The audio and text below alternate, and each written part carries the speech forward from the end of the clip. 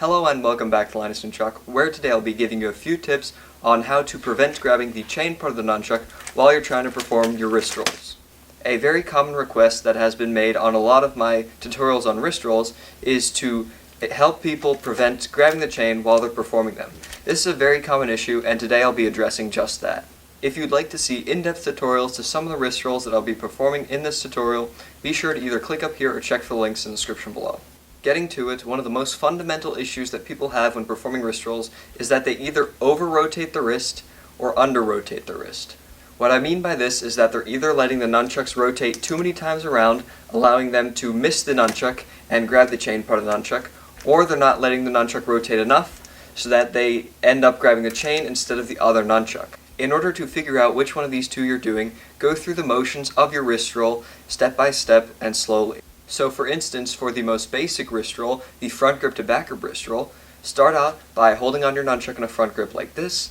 Take your other hand and use that hand, in this case just for demonstration purposes, to bring the nunchuck across the back of your hand like this and behind the nunchuck that you're holding on to. Make sure the chain is resting across the top of your hand when you release the nunchuck that you're holding on to. So you go from holding on to that nunchuck and holding it horizontally like this to letting it go and releasing it so it goes downwards. From here, simply turn your hand, so instead of pointing downwards, it is now pointing off to the side away from you. So you turn your hand to grab the other nunchuck that is hanging downwards. So with your hand facing downwards, release the nunchuck and turn your hand to grab the other nunchuck, allowing the chain to roll across the top of your hand like this. Grab the other end in a back grip before swinging the other end around. Going through this pattern very slowly will give you the fundamentals that you need in order to learn the full move correctly. Taking it step by step like this is a great way in order to learn all wrist rolls, because if you simply grab the nunchucks and start spinning them in a random direction, you're very likely not to succeed with what you're trying to do. So instead, really slowly go through all the motions, allowing the nunchuck to rotate with the help of your other hand so that you can learn to perform the move.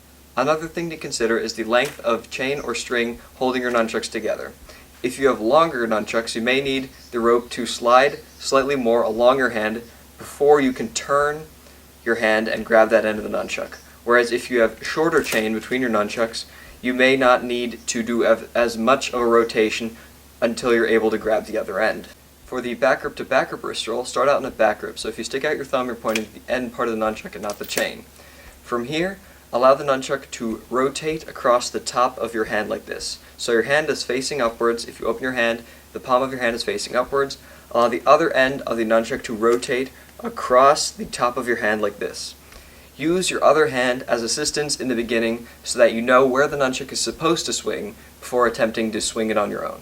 From here, release the nunchuck that you're holding on to, and with your hand still facing upwards, begin to rotate it so that it goes downwards before going off to the side. So you rotate it into the center and then off to the side so you can catch the other end of the nunchuck as it swings around, before swinging the other end around so that you have your completed move. So with the chain going across the top of your wrist like this, release the nunchuck that you're holding onto and allow it to continue spinning.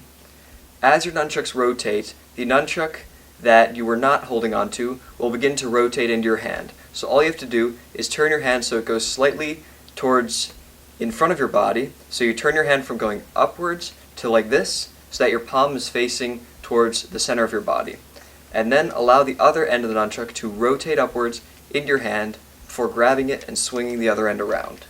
So the way that a person can get from performing a wrist roll like this to performing a wrist roll like this is through steps.